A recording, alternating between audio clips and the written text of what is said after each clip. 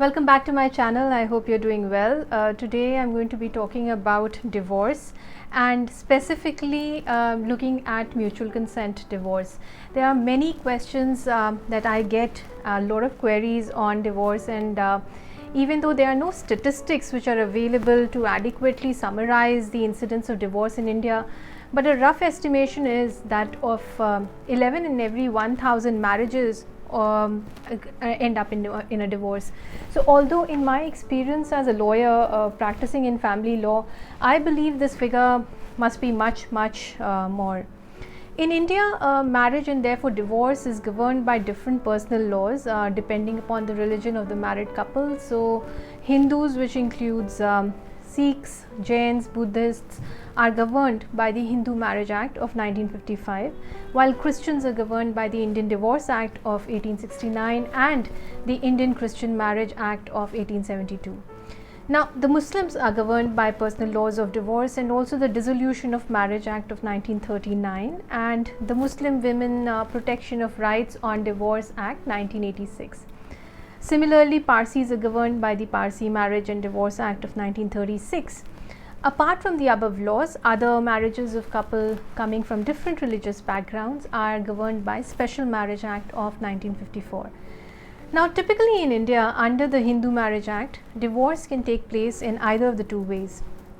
The easiest and the most accessible way is to obtain divorce by mutual consent, and mutual divorce is the most effective and non-contentious divorce in which couples obtain a divorce decree amicably. When both the husband and wife want to separate with their own will after marriage, and both husband and wife can apply for the divorce by mutual consent after agreeing on terms of settlement for such divorce. The other manner in which divorce can be taken is through contested divorce or divorce without mutual consent. Now, this is typically a process in which the dispute is resolved by the court of law, and this kind of proceedings drags on for many years. It is filed without the prior approval of either of the spouse, that is the husband or wife, and common ground for filing such divorce petition is cruelty, adultery, desertion, conversion, could be mental disorder, communicable disease, presumption or presumption of death, that is. Delving further on mutual consent divorce, section 13B was inserted into the Hindu Marriage Act in order to introduce divorce through mutual consent and provided for divorce decree after a certain period had passed off. Under 13B1, a divorce petition can be moved by a couple following a judicial separation of 1 year. This may be followed by another 6 months of waiting period under section 13B2 for getting a decree. With regard to the cooling off period, the Honorable Supreme Court in Amardeep Singh versus Harveen Kaur observed that the provision of section 13B2 is not mandatory, and that the apex court has stated that the courts can grant divorce after waiving of 6 months cooling off period or the waiting period, because waiting period will only prolong the agonies of the party, and if the efforts of conciliation have proved futile, then there is no point dragging it if the differences between them have been settled amicably. Now, under Hindu Marriage Act, section 14 provides that no petition for divorce should be presented within 1 year of marriage, although the court may relax this if it is shown that it will be an exceptional hardship to the couples. However, caveat in such cases is that if the court believes that there is any misrepresentation or concealment, then it may extend the period of 1 year of separation or dismiss the petition without prejudice to any of the parties. Now, let me now take you through the process of divorce by mutual consent first. The first and most important part of this proceedings is to sort out all the important issues, to iron them out. For example, if there is child custody, then it is to be decided as to which partner will get the child custody after divorce, or if there is a shared custody, how they are going to share it. Then alimony or maintenance is to be paid. If one of the partners is unable to meet her or his daily expenses, then the other needs to pay a certain amount as alimony, which is the one-time settlement or monthly payments. It is subject to mutual understanding between the partners. another important factor to decide would be settlement of property and assets which were jointly acquired during the sustenance of marriage. Now, settling the ownership rights of property and asset like dwelling houses, bank accounts, movable assets like jewelry, car are to be distributed between the parties, that is the husband and wife. Let us now quickly run through the documents required for filing mutual divorce petition.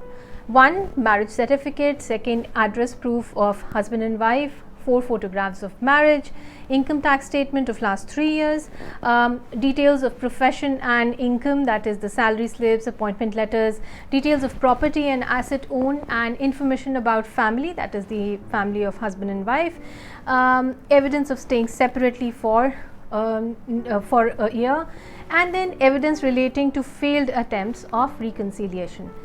There is always confusion in minds of couples as to where to file mutual divorce petition, specifically pertaining to the jurisdiction. So, the jurisdiction is very clearly given as the place where the couple last resided together as husband and wife, or where the husband or wife is presently residing.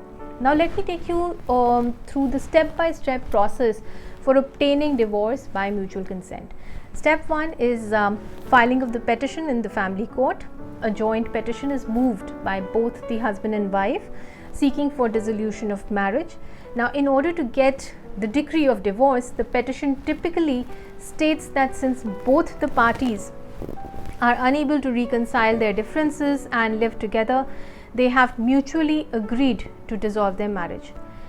It is also written in the petition that they have been living separately for a period of 1 year or more, and this petition has to be signed by both the parties. The step 2 of this process is the appearance before the family court judge. On the day of first motion of divorce, both parties enter into appearance along with their legal counsels, and family court judge will go through the contents of the petition along with the documents presented in the court by law, and the family court has to refer the matter for mediation such that reconciliation can occur and differences between the spouses can be sorted. However, if this is not possible, the matter proceeds further. Step 3 is statement on oath. After going through the contents of the application, court may order the parties' statements to be recorded on oath. Step 4 is first motion order is passed and 6 months time period is given for second motion. An order on the first motion is passed by the court, and after this a 6 months period is given to both the parties to a divorce before they can file the second motion. Now, the maximum period to file for a second motion is 18 months from the date of presentation of the divorce petition in the family court. Although in many family courts these days an application for waiver of cooling off period is filed, by which if the learned judge is satisfied, then the 6 months cooling off period can be waived off and second motion can be filed immediately. Now, step 5 is that second motion hearing takes place and the final decree is provided to you. Once the parties have decided to go further with the proceedings and appear for the second motion, they proceed with the final hearings, and this includes parties appearing and recording of statements before the family court. If the court is satisfied after hearing the parties that the contents in the petition are true and that there cannot be any possibility of reconciliation and cohabitation, and the issues pertaining to alimony, custody of children, properties, etc. have been settled, then court can pass a decree of divorce. It is always possible to get an amicable divorce as long as ego does not come in between. Thank you so much for watching, and I hope you've enjoyed the video and have been able to understand a little bit in terms of how a divorce can be sought under Hindu Marriage Act. If you do have any queries, please feel free to write to me, and you can always leave your comments below and I'll be very happy to take them forward. Thank you so much and have a wonderful day.